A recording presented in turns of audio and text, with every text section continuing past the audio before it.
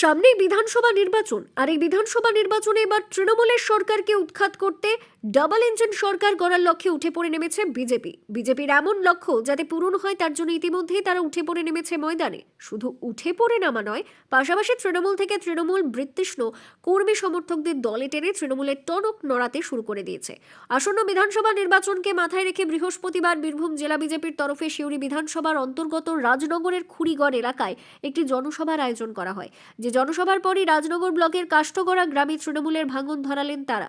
বিজেপির বীরভূম সাংগঠনিক জেলার নেতৃত্ব এবং রাজ্য সহসভাপতি জগন্নাথ চট্টোপাধ্যায়ের উপস্থিতিতে তৃণমূলের 110 জন কর্মী তৃণমূল ছেড়ে বিজেপিতে যোগ দিয়েছেন বলে দাবি করেন তারা।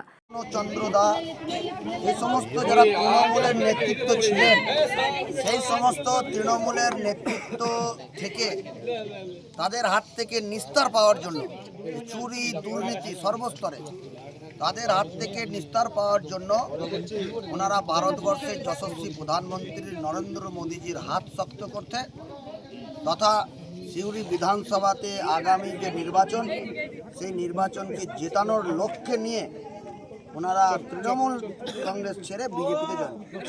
তাদের হাতে দলীয় পতাকা তুলে দেন বীরভূম সাংগঠনিক জেলার বিজেপি জেলা সভাপতি উদয়শঙ্কর ব্যানার্জি সহ অন্যান্যরা।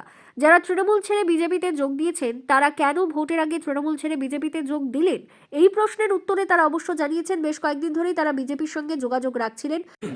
আমরা টিএমসি ছেড়ে বিজেপির দলে যোগদান করলাম।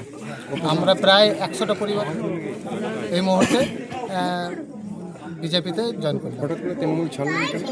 তৃণমূল মানে ভালো লাগছে না বলে ছেড়ে দিলাম। বাস তৃণমূলের অত্যাচারে বলতে পারেন।